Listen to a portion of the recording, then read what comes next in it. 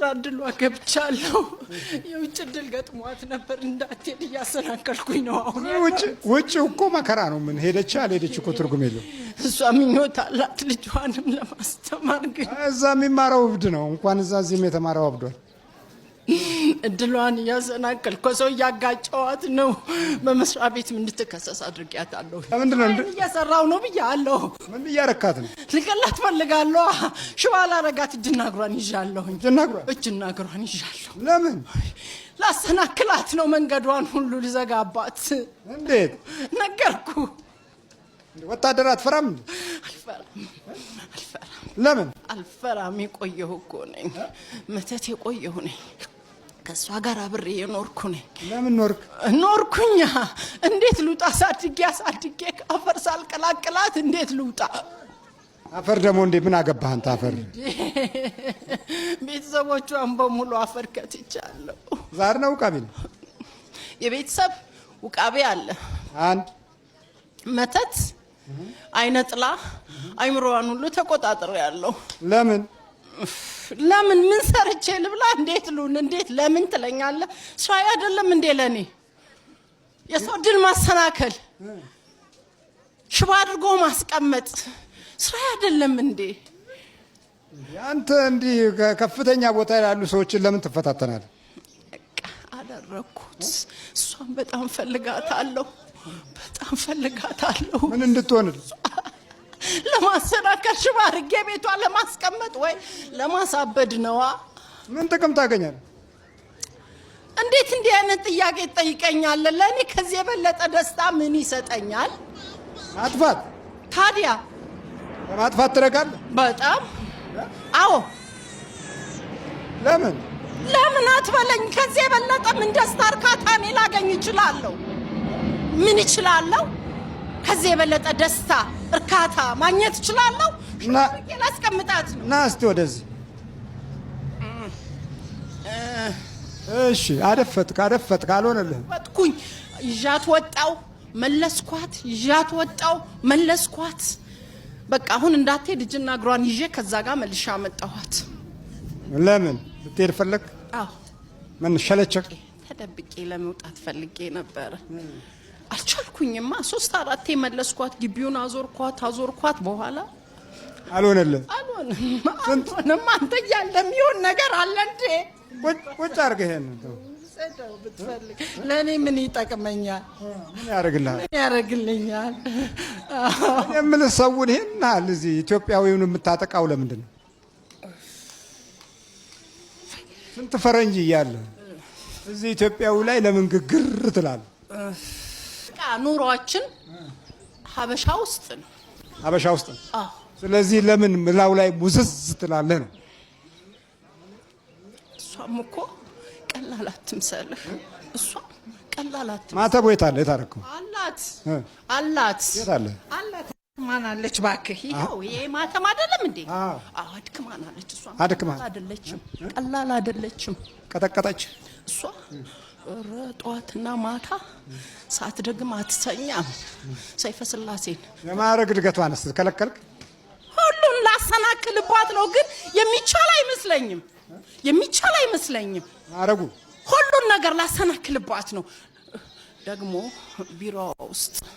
ቢሮ ውስጥ መተት አስደረጋናል ለምን እንዳትሄድ እሷ ናታ የተደበቀ ሚስጥር አውጥታ አስከሰሰችን እኛ ደግሞ እሷ እንድትከሰስ አደረገን ሰዓት ውስጥ እሷን አስገባን ለምን አትበለኝ አትጠይቀኝ ለምን ብለህ አትጠይቀኝ ነገርኩህ ከቢሮ ጋር ምን አገናኘው ሰይጣን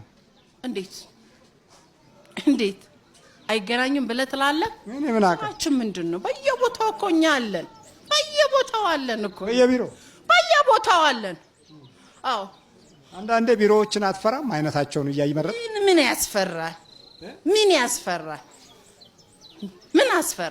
ቤተ መቅደስ መሰለህ እንደ ቢሮ መስሎኝ እኮ ደግ ነገር ከተሰራበት ቢሮ ያስፈራል ብዬ ነው አያስፈራም የትኛው ቢሮ ነው ደግ ነገር ሲሰራ ያየኸው ሁሉ በክፋት ነው የሚሄደው ጥሎ ማለፍ እንደሆነ አታውቅም የቢሮ አካሄዱን አላውቅም ጥሎ ማለፍ ነው በቃ እኛም እሷን ልንጥላት ፈለግን እንኳን ሁሉ እድሏን ሁሉ ለማሰር ፈልገናል፣ ግን የሚቻል አይመስለንም። ጸሐፊ ነች አይደለችም። ስምሪት ክፍል ውስጥ ነበር የምትሰራው። ስምሪት? አዎ በቃ አስከሰስናት። እሷ ልትከሰን ፈለገች። እኛ ደግሞ በሰዓት ውስጥ እሷን አስገባናት። ይሄው እድሏ ታስሮ ቁጭ ብሏል። ግን ይሳካል። ከላይ ከተከፈተ ምን ይሆናል? ስንት ዓመት ነው ከገባባት? ምን ስንት ዓመት ነው? ምኑ ከያዝካት አንተ? አይነጥላ 3 ዓመት ሆነ። 3 ዓመታችን ነው። 3 ዓመት? አዎ። ሌላውስ? መተት ቆይተናል እኮ። ስንት ዓመት ነው? ወደ 7 ዓመት ነን። እሺ ዛሩስ? እሱ የቤተሰብ ነው። እና ወደዚህ ጠጋ በላ። እሳትን እፈራዋለሁኝ እኔ። የለም እሳት ዛሩ ከቤተሰብ ነው የመጣው። አብረን የተወለድከው? አይደለም። ቤተሰቦቿ በጣም ስለሚወዷት እሷ ላይ አርፈን ነው። በመውደድ ነው ያረፍከው? አዎ። ታዲያ መጨረሻም ልጅ ስለሆነች በመውደድ ላይ ነረፍ። ቤቱንም እሷ ይዛው ስለነበረ እሷ ላይ አረፍ። የት ሀገር ነው? አዲስ አበባ ነው። እዚሁ? በመውደድ ታዲያ ከሆነ መንፈስ ቅዱስ ነው ማረፍ ያለበት እንጂ አንተ ነህ እንዴ? እኛ ዜት እንውደቅ፣ እናቷ ስትሞት የት እንውደቅ? እሺ ስማችሁ ማማ ትባላላችሁ? አዳልሞቲ። እሺ አዳልሞቲ ነን። ሰንጋላ የለንም። አዳልሞቲ ተቋር የለንም። አዳልሞቲ ብቻ ነው። ስምህ አዳልሞቲ ነው? አዎ። አዳልሞቲ ሰይጣን ወይስ አጋንንት? አጋንንት። ወጥ ነው። ስንት ናችሁ ጠቅላላ? አጋንንት ነን። ስንት ናችሁ? 3 ነን። ፊቱ ነው ዘዙ። ወጥ ነው። ከሰውነቷ ውስጥ ከእግር ጀምረን ፈለበ ተተመለ። እሺ ወጥታለሁ፣ እወጣለሁ፣ እወጣለሁ፣ ተዘጋጅቻለሁ። አብላይ ሁላችሁ አብላይ። ቀጠቀጠቻችሁ? ቀጠቀጠችን በደምብ። አዎ አልቻልናትም እኮ። ስለዚህ ነው አሳሰርናት። እጇን፣ እግሯን፣ መዳፏ እንዳይረግጥ እዚህ ጋር ያለው መዳፍና የተረከዟ መሬት እንዳይነካ አሰርናት። አዎ። በልቧጥ ነው። ስታሄድ እንዴት ነው የምታስኬዳት? ታነክሳለች። እንዴት? እስቲ ያሳይ።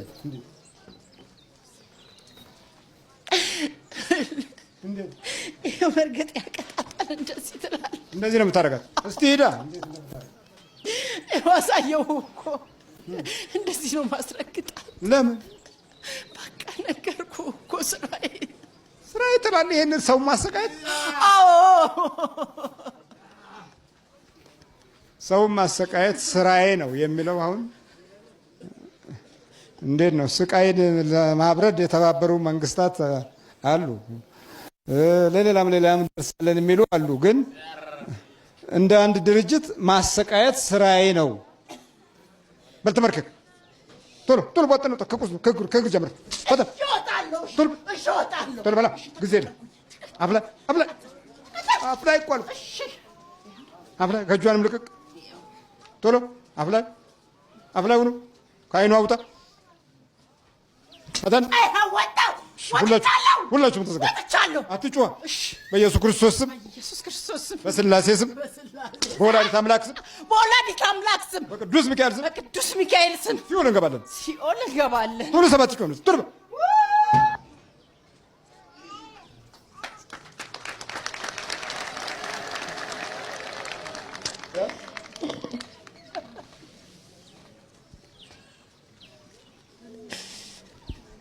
ማነሽ?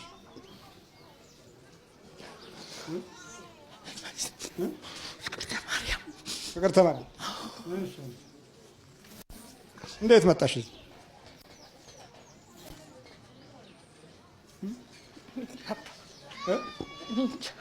እንደው ሲሽለኮለክ ነበር ዙሪያው።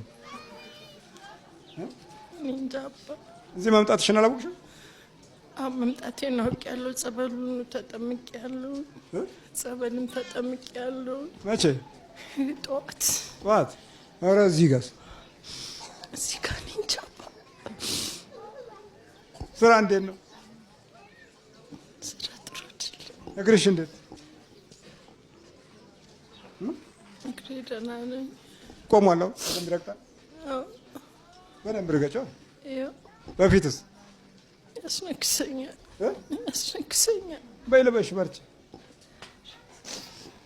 አፍዞ ነው የሚያዞርሽ እኮ። መንፈሳዊ ከሆናችሁበት ጊዜ ጀምሮ እግዚአብሔርን ለማወቅ ጥረት ከምታደርጉበት ጊዜ ጀምሮ ዲያብሎስ መጀመሪያ ይቀጣችሁ ከነበረበት ቅጣት እጥፍ የሚቀጣን ለምንድን ነው የሚለውን ሐሳብ እንድታውቁ ፈልጋለሁ። ለምን ስንጀምር ይሄን ነገር ስለሚያነሳልን ነው ታሪኩ። እኛ በርግጥ እግዚአብሔርን ከቀረብኩ በኋላ ወይም መንፈሳዊ ከሆንኩ በኋላ ነው ይሄ ነገር ወደ ህይወት የመጣው በጣም ፈተናው በዛብኝ እንላለን እንጂ ፈተና መቼም ተቋርጦ አያውቅም። እንዲያውም አንድ ፈተና ቀሎልናል። እሱም እግዚአብሔርን ባለመቅረባችን፣ ወደ ንስሐ ባለመቅረባችን፣ መንፈሳዊ ሰዎች ባለመሆናችን የሚሰማን የነበረውን የጉድለት ህይወት ወይም ጎዶሎነታችንን ስለሞላ ነው ከሚገጥሙን ፈተናዎች ውስጥ አንዱን አቅልለነዋል። ሳይታወቀን ስላቀለልነው አልተረዳነውም እንጂ አቅልለነዋል። ጭንቀትንና ችግርን ያለብንን ውጥረት ማቅለል ራሱ የቻለ ትልቅ መፍትሄ ስለሆነ ነው። ፈውስ እንኳን ባይገኝለት ወደ መፍትሄው መጠጋት ወይም ችግርን መናገር አንድ መፍትሄ ነው።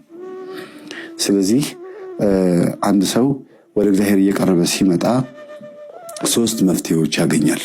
አንደኛ በመቅረቡ ብቻ ደስተኝነት፣ የመንፈስ እርካታ ስሜት ይሰማዋል። ሁለተኛ ነገር ደግሞ ሰይጣን ይሄን ብላ ይሄን ጠጣ እያለ ከዓለም እያመጣ ያጎርሰው የነበረውን ያበላው ያጠጣው የነበረውን የኃጢአትን የግፍን ምግብና መጠጥ ወይም ደግሞ የተለያዩ አይነት ድርጊቶቹን በሙሉ አልፈልግም ከዚህ በኋላ ብላችሁ ስትተውት ወይም ደግሞ ዲያብሎስ ወደ እግዚአብሔር ሄደዋል፣ ወደ መንፈሳዊ ሕይወት ቀርበዋል፣ ስለዚህ የራሴን ንብረት እወስዳለሁ ብሎ የራሱን ንብረት ሲያነሳ ከገንዘብ ጋር በተገናኘ ድሃ የሆንን የተንኮታኮትን ይመስልናል። ከጤንነት ጋር በተገናኘ የታመምን ይመስልናል። ለምን ሳያምን ወይም ሳንቸገር እንድንኖር ያደረገን እግዚአብሔር ስለሚመስልን ነው። ኃጢአትን እስከሰራን ድረስ መጥፎ ነገሮችን እስካከናወንን ድረስ ዲያብሎስ ዝም ብሎ ታግሶን በተለይ ለስጋ ፈቃዳችን የምንፈልጋቸውን ነገሮች እንድናገኝ ኃጢአት የሚሰራበት ነገር ከሆነ ደግሞ የበለጠ በደንብ ጫት መቃም፣ ማጨስ፣ መጠጥ መጠጣት፣ የተለያዩ ነገሮች ነው ዝሙት መፈጸምም ጭምር ስታደርጉ ገንዘብ ቶሎ ቶሎ የሚመጣ ከሆነ ያ ገንዘብ ይመጣ የነበረው በእግዚአብሔር ኃይል ወይም በበረከት አልነበረም። ሰይጣን ባናቱ ያመጣዋል ለኃጢአት ስራ ሲባል። እንደ ቡና ሱስ በየቀኑ ማንኛውም ሱሶቻችሁን እንድታከናውኑ ያግዝ ነበረ። ልክ መንፈሳዊ ስትሆኑ ግን ሁሉ ነገር መጥፎ እንደሆነ እየተረዳችሁ ስትተውት ገንዘቡ ግን መምጣት ያቆማል። ለምን? ለኃጢአት ሲል፣ ለዝሙት ሲል፣ ላላስፈላጊ ህይወት ሲል ያመጣው የነበረውን ገንዘብ ያለማመደን ዲያብሎስ ነበረ ማለት ነው። ሌላው እንደ ሶስተኛ ማየት የሚገባችሁ በህይወታችሁ ላይ የመንፈሳዊ ህይወት ለውጥ ስታመጡ ህግጋትን ማክበር ስለምትጀምሩ ይሄ ጥሩ አይደለም፣ ይሄ ጥሩ ነው፣ ይሄ መጥፎ ነው፣ ይሄ ቆንጆ ነው፣ ይሄ ለእግዚአብሔር ያስደስተዋል ብላችሁ መምረጥ ስለምትጀምሩ ኢሳይያስ 56 ላይ እኔን ደስ የሚያሰኘኝ ነገር ለሚመርጡ ይላል። እየመረጡ ለሚያደርጉ ሰንበቴን ለሚያከብሩ እያለ እንዴት አድርገን መኖር እንዳለብን ይናገራልና እየመረጠን ትክክለኛውን እግዚአብሔር የሚፈልገው ነገር ማድረግ ስንጀምር ብስጭት ይጀምራል ዲያብሎስ። ስጋችንም ራሱ አእምሮቱ በአንድ ጊዜ ይቀርበታል እና ከልማዶቻችን ቶሎ ስንወጣ በጣም ከባድ የሆነ ስጋዊ ፍላጎቶች ውስጥ የነበርን ሰዎች ስለነበርን መንፈሳዊ ህይወቱ ከባድ ሆኖ ይታየናል እንጂ ወደ ቀላሉ ነው እየመጣን ያለ ነው። ህይወታችንን ወደሚያቀልልን ነገር ነው እየመጣን ያለ ነው። ለዛ ነው ከባድ ውስብስብ ያለ ነገር የሚመስለን እንጂ መንፈሳዊ ህይወት በጣም በጣም ደስ የሚል ህይወት ነው። የነገርኳችሁ እንዳትረሱ። ሁልጊዜ መንፈሳዊ ከሆንኩ በኋላ ነገሮች እየባሱ ባለቤቴም ተነሳብኝ ወይም ተነሳችብኝ፣ ወይ ልጆቼ እንደዚህ ሆኑ፣ ገንዘቡም እንደዚህ ተዘጋጋብኝ፣ በዛም በዚህም ተወጣጠርኩኝ፣ ያልታሰበ ነገር መጣብኝ እንላለን። ኃጢአት ውስጥ በነበርን ሰዓት አላስፈላጊ የሆኑ ግብአቶች ስለነበሩኛ ጋራ የኔ ያልሆነ ይቅር፣ ከኔ ጋር የማይሰበስብ በከንቱ ይበተናል ስለሚል ከእግዚአብሔር ጋር ሆኜ ስላልሰበሰብኩኝ እየተበተነ ያለው የኔ አይደለም ወይም የእግዚአብሔር አይደለም። ከዲያብሎስ ጋር ሆኜ ስለሰበሰብኩት በኃጢአት በግፍ ስለሰበሰብኩት ይሄድ ከፈለገ እኔ ሆን ብዬ አልበተንኩትም ብላችሁ ተስፋ አለመቁረጥ ነው አንደኛው። ሁለተኛ ነገር ደግሞ በውስጥ ያለው መንፈስ ስለተናደደ ሊያባክነኝ እየሞከረ ሊያበሳጨኝ እየሞከረ ብዙ ዓመት በኃጢአትም ሆነ በግብር ሲቀለብ የኖረ ስለሆነ እኔን ዝም ብሎ አያየኝም። ከንፈር እየመጠጠ ወይም እየተበሳጨ የሚሄድ መንፈስ አይደለም። የሆነ ነገር አጥፍቶ ጎርቶ ለመሄድ የሚፈልግ መንፈስ ነው በውስጣችን ያለው። ስለዚህ እጁን አጣጥፎ አይቀመጥም። ዲያብሎስ በቻለው መጠን እናንተ ቡጢ ስትሰነዝሩ ሱጢፊ ወይም ደግሞ ከርቀት ሆኖ ድንጋይ መወርወር ስለሚችልበት ወይም ደግሞ ስለሚያውቅበትና አርፎ ስለማይቀመጥ ያንን ሁኔታ መቋቋም የምትችሉበትን ኃይል ስጠኝ ብላችሁ ነው መለመን ያለባችሁ። መምህር ግርማ ሲፈጉሱ ሁሉም መንደር ያለ ጥያቄ እኮ ነው። ሁሉም እኮ ለምንድን ነው ማይክሮፎን ይዘው እንደዚህ አድርገው መንፈሱን እንደዚህ የሚያናግሩት? የት አገኛት? የት ያስካት? ለምን ያስካት? ለምን ይላሉ እንዴ? ይሄ ለመጽሐፍ ቅዱስ ላይ አለ እንዴ? ይሄው ማርቆስ ወንጌል ላይ ለምን ያስከው ብሎ አልጠየቀም ክርስቶስ? አዎ እሺ፣ ገድል አምጪ እስቲ እዚህ ቤት ገድል አለ። አዎ አመጡ። ገድል ላይ ተአምር 2 የሚለው ላይ እንደገና አቡነ ዜና ማርቆስ ገድል ላይ ገባሁኝ። ኢንተርቪው ሲያደርጉት አጋንንቱን ሲጠይቁት መቃቢያን 3 ላይ ገባሁኝ። ሰይጣን ተጠይቋል እስቲ አንብቡልኝ ብዬ ቆሞ አነበበ። አንደኛው እንዲያውም ሙሴው ማለት ነው። እስቲ አንብቡ አልኩት። አነበበና ምዕራፍ 3 ላይ ሲደርስ በዛ በቃ ገብቶናል አለኝ። እሺ በቃ እኔ እኮ ዝም ያልኩት እኮ አንተ በቃ እስኪገባ ድረስ ነው አልኩት። አይ በቃ ገባኛል። በአባቶቻችን ዘመን ማይክሮፎን ነበር አልኳቸው። አልነበረም። ምንድነው የነበረው? እስክሪብቶና ወረቀት አይደል? ወይም ብዕር ነው አይደል? ወይም ብዕርና ብራና። አዎ። ስለዚህ ባለው ነገር አቆዩልን። አጋንንትን ኢንተርቪው አድርገው አቆዩልን።